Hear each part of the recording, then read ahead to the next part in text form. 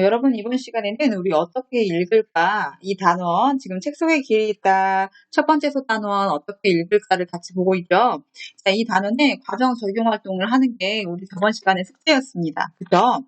자, 그러면 이 과정 적용 활동에서 할 수 있는 것들을 선생님하고 같이 살펴보고 그 다음에 이제 최종 내용 정리를 한번 해본 다음에 이번 단원에서는 수행평가가 하나 있습니다. 자, 그래서 그 수행평가 과제를 선생님이 알려주는 방식까지 해가지고 이렇게 수업을 진행해 보겠습니다. 자, 오늘은 1시간짜리 수업이어서 아마 선생님하고 우리가 89쪽까지 함께 내용을 확인하면 수업이 끝날 것 같아요. 그러면 다음 주의 시간에 다음 주 화요일에 들어있던가요? 월요일이든가요? 자, 그때 선생님이 수행평가 과제를 그 카페에 올려주면 여러분이 1시간 동안에 그것을 해가지고 그 카페에다가 다시 사진으로 올려주시면 되고요. 그리고 그 내용은 그 카페에다 올려주고 그 다음에 선생님이 여러분들 등교 계약을 하면 여러분들한테 다시 학습지를 나눠줄 겁니다. 그러면 그 내용을 옮겨서 선생님한테 다시 한번 제출을 해주면 선생님이 그걸 수행평가에 반영하도록 하겠습니다. 자, 우리는 지금 어떻게 읽을까 이 단원에서 독서의 방법에 대해서 공부를 하고 있었습니다. 그쵸? 자, 그래서 뭐 발췌독인지, 지독인지, 속독인지, 정독인지 뭐 이런 것들 다 공부를 한번 했고 그 다음에 읽기 전, 중, 후 활동 그 과정에서 어떤 활동들을 해야 되는지 이런 것들에 대해서 우리가 함께 공부를 해봤습니다. 그쵸? 그러면 이 84쪽과 85쪽의 과정 적용 활동에서는 독도에 관련된 글을 읽고 읽기 전, 중, 후 과정에서 할 수 있는 것들을 한번 해보자 뭐 이런 거네요. 자, 그러면 먼저 1번 문제부터 한번 함께 살펴볼게요. 자, 1번 문제 보시면 우리가 독도에 관련된 글을 찾아 읽으려고 하는데 읽기 전중 후 과정에 따라서 읽기 전중 후 과정이 있었죠. 여기에 따라서 자신의 읽기를 점검하고 조정해보자 그랬네요. 이게 독도 사진이에요. 그쵸? 시각자료죠. 자, 첫 번째 무엇보다 가장 중요한 거 글을 읽기 전에 뭘 해야 한다고 했죠? 목적이 뭔지를 생각해봐야 한다고 했죠. 자, 그래서 어떤 목적으로 글을 읽을지 생각을 해보라고 했습니다. 그랬더니 여기 있는 학생들이 여러 가지 이야기를 하고 있습니다. 나는 면담 보고서를 작성해보고 싶어. 나는 기사를 쓸 거야. 나는 이 자연 환경에 집중해서 조사하고 발표할 거야. 그리고 나는 독도를 탐방할 계획인데 독도의 위치랑 날씨 정보를 알아볼 거야. 라는 식으로 여러 가지 목적이 있습니다. 그쵸? 여러분도 어떤 목적으로 글을 읽을지 이런 것들은 여러분들의 개인의 목적에 맞게 하시면 됩니다. 다만 여기서 공부해야 될 거는 읽기 전에 본격적으로 이 지문이나 글을 읽기 전에 읽기 목적을 설정해야 한다는 거.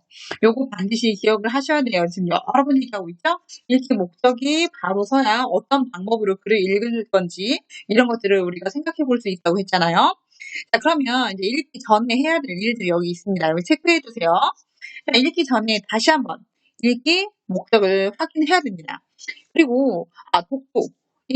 여기 독도와 관련된 글이 이렇게 나와 있잖아요. 그러면 독도에 대해서 내가 알고 있는 게 뭐지? 하면서 자신의 배경 지식을 활성화할 수 있겠죠. 그쵸? 자, 그 다음에 요거 제목이나 소제목, 사진을 훑어보면서 내용을 예측할 수 있습니다. 그쵸? 자, 그래서 우리가 내용 예측하기, 내용 예측하기 요거 할 수 있다고 했었잖아요.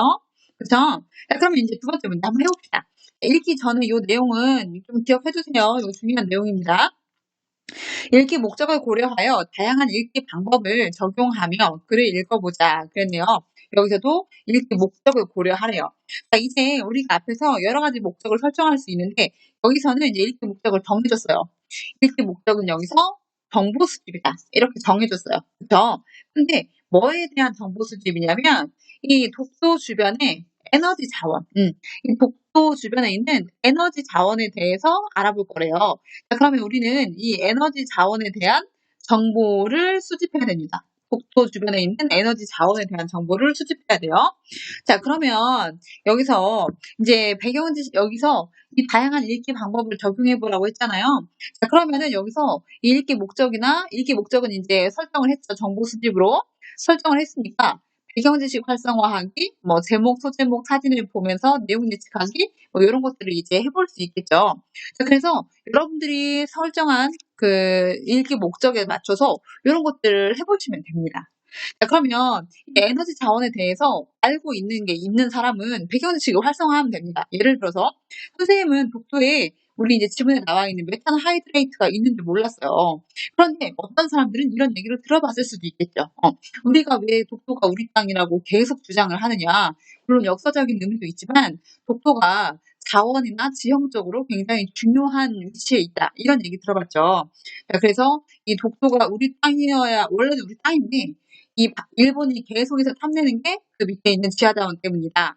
아니면 우리가 이제 영해, 바다의 그 소유권을 주장을 하잖아요. 그 바다의 소유권을 주장을 할 때, 그 나라에 속해 있는 섬을 기준으로 이렇게 그 설정을 한단 말이죠. 근데 일본이 독도를 기준으로 해서 그 200캐리까지를 자기네 바다로 하고 싶어서 그렇다, 뭐 등등 여러 가지 독도에 대해서 들어본 얘기들이 있잖아요. 그런 것들을 떠올려 보는 게 배경지식 활성화학입니다. 그죠? 이런 것들을 떠올리는 게 바로 배경지식 활성화학이고, 그리고 여기서 제목, 독도나 독도 숨겨진 자원의 보고, 이 제목만 봐도 예측을 할 수 있죠. 독도에 자원이 숨겨져 있나? 묻혀 있나? 이런 것들 생각해 볼 수 있죠. 자, 그러면서 이제 제목이나 소제목 이런 거를 보고 독도의 메탄하이드레이트라는 소제목이 지금 벌써 있잖아요. 이런 것들을 통해서 우리는 내용을 예측하고 질문을 만들 수 있습니다. 자, 그래서 독도에 숨겨져 있는 자원은 메탄하이드레이트인가 보네. 이게 필요한가? 메탄하이드레이트는 뭐지? 실생활에 어떻게 도움이 되지? 이게 돈이 되나? 우리나라 발전에 도움이 되는 자원이 될까? 이런 등등등등 여러 가지 질문들을 만들어 볼 수 있습니다. 그죠? 자, 그러면서 읽기 전에는 이런 활동들을 해야 되고요. 자, 그 다음에 나의 읽기 점검에서 읽기 목적을 명확히 하고 독서를 시작했는지, 혹은 배경지식을 활용해서 내용을 예측해 보았는지, 이런 것들에 대해서 여러분들이 표시를 해볼 수 있겠죠. 자, 여기서도 역시 가장 중요한 거, 읽기 전에서 무엇보다 서명돼야 되는 것은 역시 읽기 목적을 확실하게 하는 겁니다. 그죠? 자, 그러면 이제 읽기 중으로 들어갈 수가 있어요. 여러분들 잘 안 보일 것 같으니까 선생님이 한쪽으로 이렇게 해볼게요. 자, 이제 이 읽기 중으로 이제 들어갈 건데, 읽기 중에서 뭐 할 거냐? 근데 진짜 읽어야죠. 읽기 중에서는 진짜로 읽어야 됩니다. 이 글을. 자, 그래서 읽기 중에서는 어떤 일을 하냐면 왼쪽에 나와 있습니다, 여러분. 읽는 중에서는 뭘 해야 되냐면 자신의 말로 바꿔서 이해하기. 그러니까 이 글을 읽고 내가 이해한 대로 바꿔서 표현할 수 있어야 돼요. 우리 앞에서도 이 얘기 했었죠. 만남이라는 게 뭐냐 하면서 자기가 이해한 말로 바꿔서 이야기하는 부분이 있었습니다. 그죠? 그 다음에 글의 구조와 장면, 절차, 이미지 등을 머릿속으로 그려가면서 읽기. 근데 선생님이 이 단원을 별로 안 좋아한다고 했죠. 선생님이 생각했을 때는 우리가 글을 읽으면 자연스럽게 글의 구조나 장면이나 절차나 이미지 같은 게 머릿속에 떠올라요. 근데 이것들을 굳이 읽기 방법으로 이렇게 설명을 안 해줘도 이미 자연스럽게 되는 일을 글쎄 왜 이렇게 방법으로 설명하나 이런 의문을 선생님 평소에 갖고 있긴 하지만 어쨌든 읽기 중에서 이런 작용들이 일어납니다. 그쵸? 그 다음에 읽기 전에 예측을 했죠. 질문의 형태로. 독도의 숨겨진 자원은 뭐지? 이런 식으로 질문을 했습니다. 그러면 읽는 과정 중에서 이런 것들을 예측했거나 질문했던 내용에 대해서 확인을 해야 됩니다. 그렇죠? 자, 그 다음에 숨겨진 의미나 글쓴이의 의도를 추론하며 읽기. 그랬죠? 자, 그래서 읽어가면서 글쓴이가 왜 이렇게 썼을까? 여기에 다른 의미가 있나? 여러 가지 의미가 담겨 있나? 이런 것들을 생각하면서 읽어갈 수 있습니다. 자, 그 다음에 글의 내용이나 글쓴이의 생각에 공감할 수도 있고 비판할 수도 있죠. 맞아.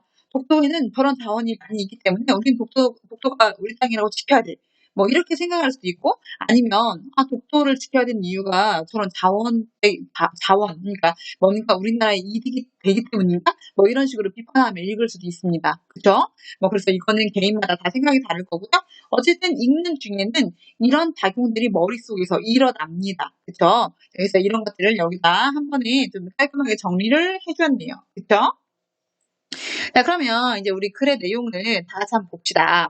글의 내용을 좀 보면 일단 첫 번째 문단부터 좀 살펴보죠. 자, 여기 첫 번째 문단은 여러분들이 읽어봤을 테니까요.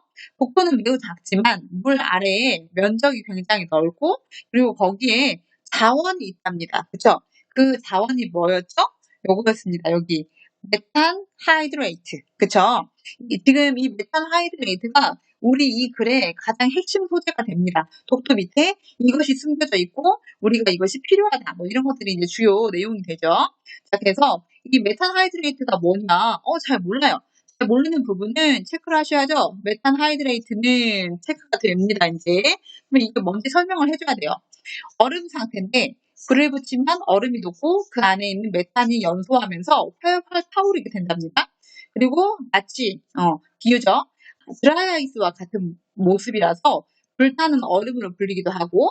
그런데 이게 왜 중요하냐? 이거는 석유와 천연가스를 대체할 미래의 에너지 자원이다. 셰일가스와 더불어서 석유와 천연가스를 대체할 미래의 에너지 자원으로 꼽히고 있다라고 하면서, 그리고 울릉도 독도 주변에 이것이 아주 많이 매장이 되어 있다고 합니다. 그러면 우리 여기서 알 수 있죠? 독도에 숨겨져 있는 자원. 독도에 숨겨진 자원은 뭐였습니까? 우리 제목에서 얘기했던 독도 숨겨진 자원의 보고잖아요. 독도에 숨겨진 자원은 바로 메탄 하이드레이트였습니다. 그죠? 자, 그래서 요거에 대해서 앞으로 쭉 설명할 거라는 것을 지켜볼 수가 있죠? 자, 그러면 두 번째로 넘어가서 보겠습니다. 86쪽으로 넘어갑시다. 자, 이 지문의 내용을 좀 전체적으로 한번 살펴보는 거예요. 선생님이랑 다 같이. 지금 우리가 이 읽기를 독도 주변의 에너지 자원에 대한 정보 수집이라고 했으니까 자기가 모르는 새로운 정보가 나올 때마다 체크하면서 가셔야 돼요. 그렇죠? 그래서 86쪽에 있는 두 번째 문단 한번 보죠. 두 번째 문단에 보면 이제 1992년에 한국과 러시아 공동 탐사에서 이 오호츠크해의 지질 구조에 나타나는 특성이 동해에서도 나타난다. 자, 그러면서 아마 동해에도 이 메탄 하이드레이트가 있나? 이런 것들을 이제 생각하게 됐고, 자, 그래서 이런 지형적 분포, 이런 오호츠크해의 지질 구조, 혹은 이런 지질적 특성을 가진 곳, 이런 곳에서 주로 메탄 하이드레이트가 분포한다. 이런 것들을 설명을 해주고 있습니다. 자, 그래서 이런 지질적 특성 때문에 사람들은 생각하게 된 거예요. 이 지질적 특성을 바탕으로 동해에 메탄 하이드레이트가 있는지 요거를 생각하게 되었다. 그 말이죠. 자, 그래서 이 메탄 하이드레이트를 어떻게 생각하게 되는지, 이 자원을 생각하게 된 배경에 대해서 설명을 해주고 있습니다. 그쵸? 그리고 이거 시각 자료로 나타내고 있어요. 독도의 이 지형 구조를 좀 이렇게 시각 자료로 보여주면서 독도의 자원이다. 이렇게 돼 있고, 그리고 해양 심층수 있고, 메탄 하이드레이트가 어디에 있는지, 여기 수심 300m 이하에 있다고 이렇게 돼 있죠. 자, 그래서 이 독도의 자원에 대해서 시각 자료를 통해서 우리한테 알려주고 있습니다. 그죠? 그러면 이거 보니까, 독도에는 메탄 하이드레이트가 있네요. 그리고 해양 심층수도 있고요. 자, 그 다음 문단으로 넘어갑시다. 자, 그래서 이제 세 번째 문단으로 가면, 우리나라는 2000년부터 본격적으로 동해 탐사에 노력을 기울였고, 해가지고, 2004년에는 메탄 하이드레이트 개발 종합계획을 수립했고, 자, 그 다음에, 2005년 6월에 이런 것들, 6억 톤 가량의 하이드레이트를 발견했고, 그리고 6억 톤은 천연가스로 환산하면 150조 원에 육박하고, 우리나라에서 30년이나 쓸 수 있는 그 어마어마한 양이다. 해서 이 3문단에서는 결국 동해에서 우리가 메탄 하이드레이트를 발견했다는 겁니다. 그죠? 그래서 이 동해에서 이 메탄 하이드레이트를 발견했다는 사실을 그 정보를 우리에게 주고 있습니다. 그죠? 자, 그 다음에 네 번째 문단 봅시다. 네 번째 문단에서는 2007년 6월에 드디어 독도 주변에서 우리나라 최초의 메탄 하이드레이트를 발견을 했죠. 채취를 했는데 발견이 아니라 채취했습니다. 채취.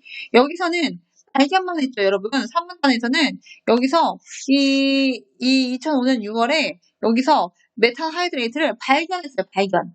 그러면 2007년 6월에는 뭐 했냐? 채취, 실제 캤어요. 이 자원을 캔 겁니다. 자, 그래서 여기서 겉보기는 드라이아이스가 흡사하지만 불을 붙였더니 막 활활 타올랐고 해가지고 여기서 이래서 활활 타올랐고 하지만 발견을 하고 채취도 했지만 이것을 실생활에서 연료로 사용하려면 아직도 멀었고, 자, 그래서 일단 동해에 안정적으로 시추관을 설치해서 이 시추관을 통해서 채취를 하는 거예요. 자, 그래서 이런 메탄 하이드레이트를 채굴할 수 있는 이 기술 개발이 아직 우리가 안 되나 봐요. 그래서 이 기술을 개발해야만 이것을 이제 일상생활에서 상용화해서 쓸 수 있다라고 얘기를 했고요. 자, 그래서 3문단에서는 지금 어떤 얘기냐? 이 메탄 하이드레이트를 이 동해 부근, 특히 독도 부근에서 채취를 했습니다. 채취에는 성공했죠. 자, 그러면 상용화는 했느냐? 상용화는 아직 못했다고 합니다. 그쵸? 일상생활에 쓰려면 상용화가 돼야 되는데 아직 이 단계까지는 이르지 못했다. 이런 얘기를 했고요. 자, 그 다음에 이제 마지막으로 갑시다. 마지막으로 가면 에너지 자원 자급률이 매우 낮은 우리나라에서는 해양 자원이 그 미래다. 뭐 이런 얘기를 하면서 특히 이제 후쿠시마 얘기가 좀 나오죠. 게다가 일본의 원자력 발전소에서 방사능이 누출되는 사고가 일어난 뒤에 넘기겠습니다. 안전하다고 믿어왔던 원자력에 대한 공포와 불안이 커지고 있고, 그쵸? 우리는 지금 원자력이 불안하다고 생각을 하잖아요. 그래서 탈원전하려고 노력하고 있는데 우리나라의 에너지 소비량이 너무 많아서 어려움을 겪고 있죠. 자, 그래서 이런 상황에서 이 메탄 하이드레이트는 굉장히 기대가 크다. 사람들의 기대가 크다. 자, 그러면서 자, 그래서 역시 우리의 독도와 동해는 이런 끝없는 잠재 가능성을 가지고 있기 때문에 이것을 아끼고 보존하는 일은 단순히 땅을 지키는 게 아니다. 그냥 독도가 우리 땅인 게 아니에요. 이 독도가 가지고 있는 어마어마한 자원과 어마어마한 국익의 차원에서도 우리는 독도를 꼭 지켜내야 된다. 뭐 이런 것들을 얘기하고 있죠. 자, 그래서 뭔가 자원의 효용, 우리한테 효용은 쓸모가 있다는 뜻이에요. 자원의 효용 측면에서 봐서도 이 독도를 지키는 일, 이것이 아주 중요하다. 이런 뜻이겠죠. 그래서 독도를 지키는 것, 이것은 굉장히 중요한 일이고 이것이 우리의 미래다. 뭐 이렇게 설명해 볼 수가 있겠네요. 자, 그래서 자기의 이제 여기까지 하면 읽었습니다. 읽었으니까 읽기 중이죠. 그래서 점검을 해볼 수 있어요. 자신의 읽기 목적에 적합한 방법으로 읽었는가? 그러니까 모르는 정보에, 새롭게 알게 된 정보에 계속 체크를 하면서 읽는 거. 이게 지금 읽기 목적이 우리가 정보 수집이에요.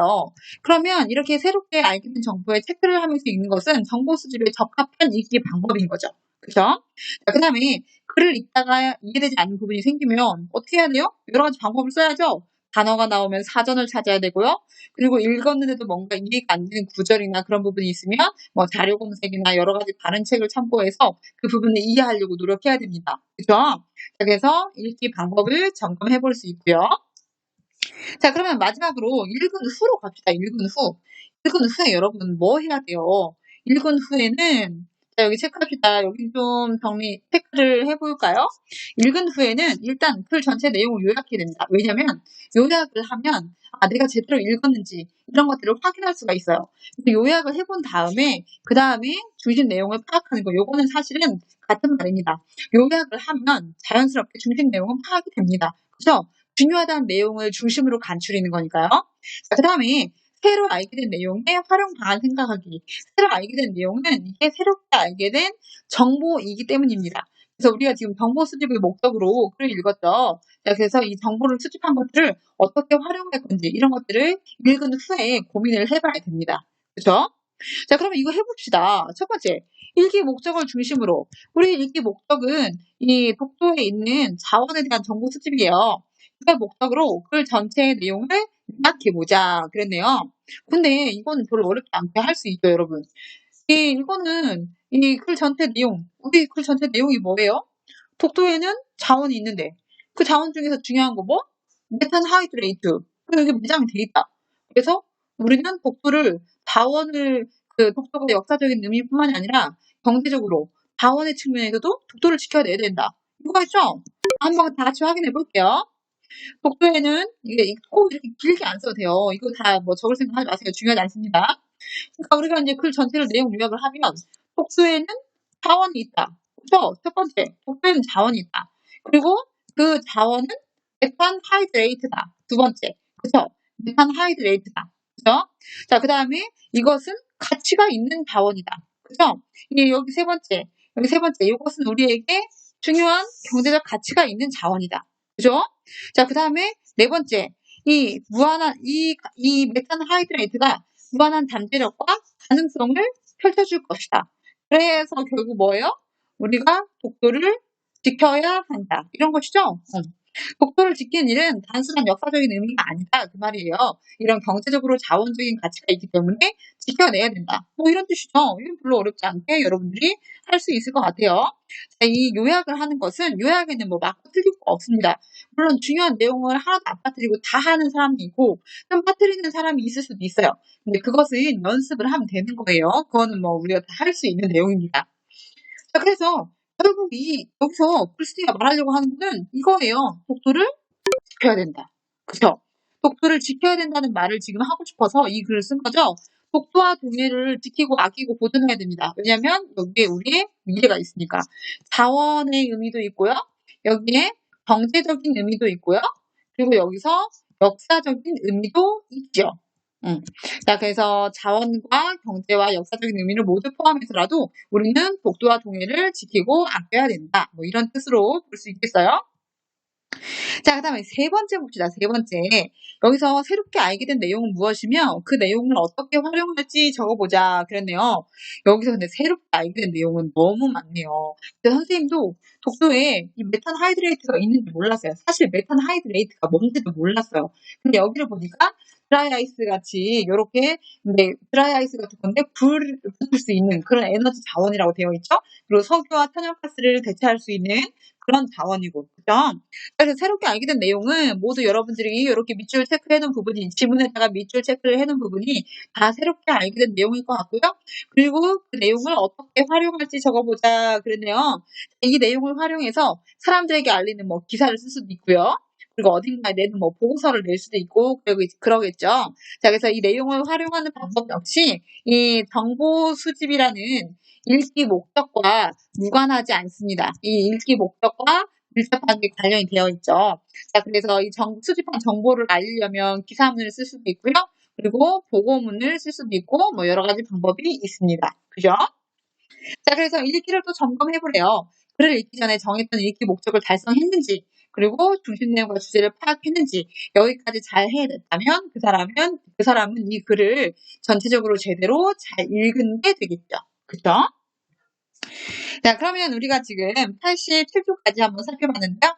다음 88쪽으로 가서 바로 내용 정리를 한번 해봅시다. 여기서 일단 우리 여기서 체크 하나 하고 가죠. 다양한 읽기 방법. 여기 체크해주세요. 읽기 방법은 여러 가지가 있습니다. 먼저 전불읽기. 하나도 안 빠뜨리고 다 읽어. 그런데 나한테 필요한 부분만 선택하고 골라서 읽을 수 있죠. 이런 것을 발췌독이라고 합니다. 발췌독. 그죠? 그 다음에 속도 빠르게, 지속 천천히. 네, 둘 짝꿍. 빠르게, 천천히, 빠르게, 천천히. 그 다음에 통독. 중심 내용을 파악해서 글 전체를 대강 살피는 거. 근데 여기서 문제는 그냥 대강 살피는 거는 원래 훑어보기예요. 근데 여기서는 중심 내용은 정확히 파악하는 거예요. 이게 통독이에요. 중심 내용은 정확히 파악하면서 글을 전체를 살피는 거. 그냥 쭉 이렇게 살펴보기만 하는 거는 그건 훑어보기죠. 읽기 전에 하는 훑어보기. 자, 그 다음에 여기에 정독이 있습니다. 정독. 그죠? 정독은 글의 세부 내용까지 자세히 읽는 거. 미독은 글의 내용이나 형식 표현 같은 것을 음미하면서 읽는 거. 그죠? 자, 그래서 이 정독은 뭐 보통 정보 전달이나 이런 데서 많이 쓰고요.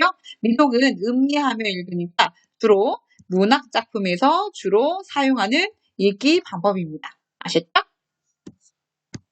자, 그러면 이 학습활동 한번 풀어봅시다. 다와 나의 상황에서는 어떤 읽기 방법을 활용하여 글을 읽으면 좋을지 생각해보자. 그랬네요. 자, 그러면 여기 이 남자 한번 봅시다. 남자애.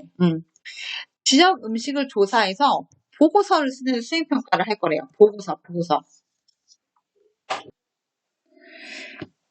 자, 이 남자애 같이 볼게요. 지역 음식을 조사해서 보고서를 쓰는 수행평가를 하려고 음식과 관련된 책을 잔뜩 빌려왔어. 자, 얘의 글을 읽는 목적은 보고서를 쓰기 위해서예요. 그죠? 그러면 조사할 내용이 많은데 어떻게 읽어야 효율적으로 읽을 수 있을까? 이렇게 생각을 하고 있네요. 그럼 얘는 보고서를 쓰는 것은 결국 정보를 수집해야 되는 거예요. 그죠? 보고서를 쓰려면 여기에 대한 지역 음식에 대한 자료가 많아야 거기서 선택해서 글을 쓸 수가 있겠죠. 자, 그래서 정보를 수집해야 돼요. 그러면 여기서 정보를 수집할 때는 어떻게 읽어야 되느냐 그거예요. 정보 수집해야 되는데 책 한 권 다 읽어야 돼요? 지역 음식에 관련된 같이 전라도면 전라도에 관련된 책 다 읽어야 돼요? 아니죠. 음식에 대한 부분만 발췌, 골라서 뽑아서 읽으면 되는 거죠. 자, 그래서 읽기 방법을 이제 여기다 체크를 한번 해봅시다. 읽기 범위에 따라서는 얘는 발췌독을 해야 돼요. 그쵸? 골라서 읽어야 됩니다. 그리고 그것을 하나하나 의미를 새겨가면서 천천히 읽어야 됩니까? 아니에요. 정보 수집에서는 정보를 최대한 많이 모으는 게 중요해요.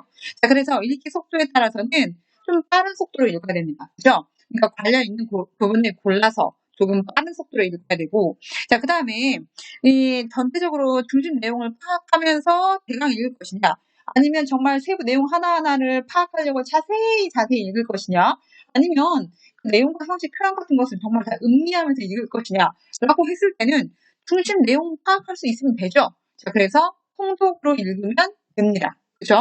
자, 그래서 결국 여기서도 얘기할 수 있는 건 읽기 방법이라는 것은 읽기 목적에 따라서 달라질 수밖에 없다. 이런 부분들 다시 확인할 수 있는 겁니다. 그죠? 자, 그러면 이제 두 번째로 가요.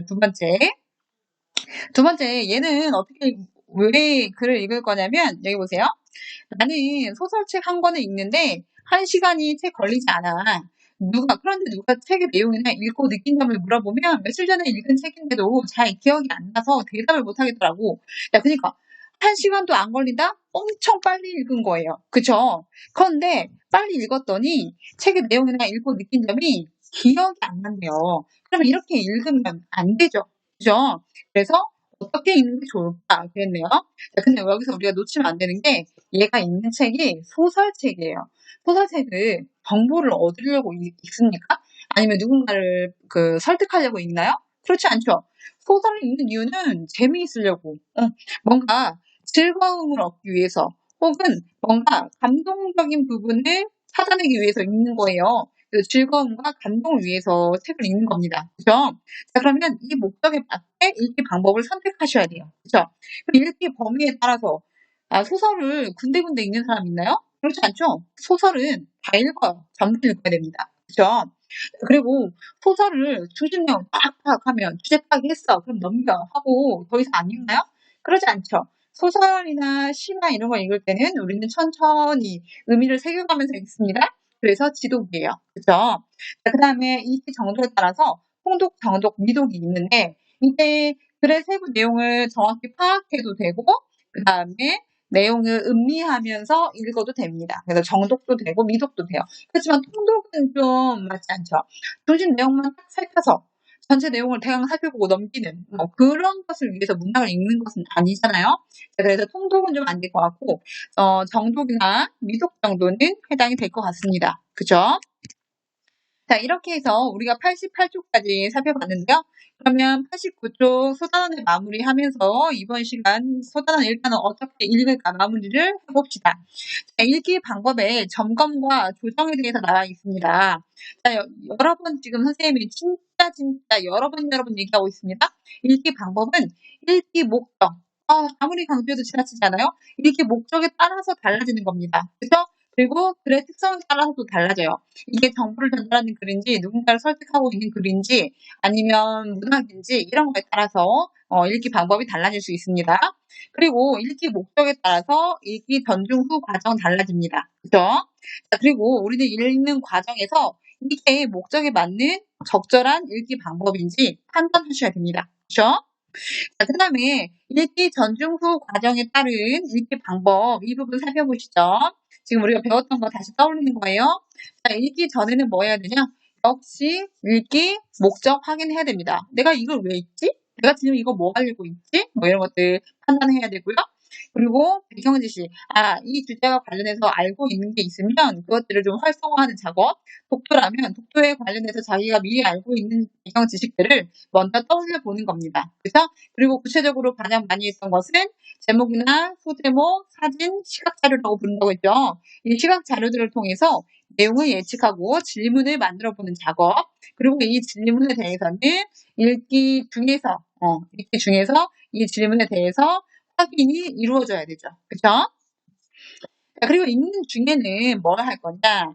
먼저 자신의 말로 바꾸어서 이해해 보기도 하고, 글의 구조나 장면, 절차, 이미지 같은 것을 머릿속에 그려보기도 하고, 그리고 예측했거나 질문했던 내용을 확인하셔야 됩니다. 그죠? 앞에서 뭔가 읽기 전에도 질문을 만들었으면 읽어가면서 그 질문에 답을 찾기도 하고 내용을 확인하셔야 됩니다. 그죠? 자, 그 다음에 숨겨진 의미나 글쓴이의 의도를 추론하면서 읽을 수도 있고요. 글의 내용이나 글쓴이의 생각에 공감하거나 비판하면서 읽을 수도 있습니다. 그죠? 자, 읽은 후에는 먼저 요약하고 중심 내용을 파악합니다. 이거 다른 말이 아니라고 했죠? 요약을 하면 중심 내용이 좀 더 쉽게 파악된다고 했습니다. 그리고 새로 알게 된 내용이 있으면 이것을 어떻게 써먹을 것인지 이런 것들 고민해 볼 수 있다고 말씀을 드렸어요. 그죠? 자, 그 다음에 이 부분 어휘 점검하기. 선생님 이거 어휘 점검하기 여기 되게 좋아하는데 자, 오늘의 출석 체크는 이걸로 하겠습니다. 이 어휘 점검하기 부분을 풀어서 찍어서 요 부분 찍어서 댓글로 달아주세요. 페이지 89쪽입니다. 이 책과 관련된 단어인데 제시된 내용에 해당하는 단어의 기호를 써보자. 그랬네요. 이거 별로 어렵지 않죠? 머릿말, 표지, 차례, 발행 요 네 가지의 요 네 가지 단어 기본적으로 알고 있어야 되고요. 모의고사 같은 데서 화법과 작문 같은 부분에서 좀 언급이 되는 부분입니다. 여러분들 이 부분까지 좀 풀어서 이 89쪽을 찍어서 댓글로 달아주면 선생님이 출석 확인하겠습니다. 자, 오늘은 여기까지 하고요. 아까 초반에 얘기한 것처럼 다음 시간에는 우리 수행평가가 하나 나올 겁니다. 수업 마치기 전에 요거 하나 같이 시청하 여러분들 그러면 오늘 수업은 여기서 마치고요. 마지막 영상으로 독서가 얼마나 중요한지에 대해서 알려주는 이 지식 채널 2 보고 마치겠습니다. 여러분들 오늘도 고생하셨습니다.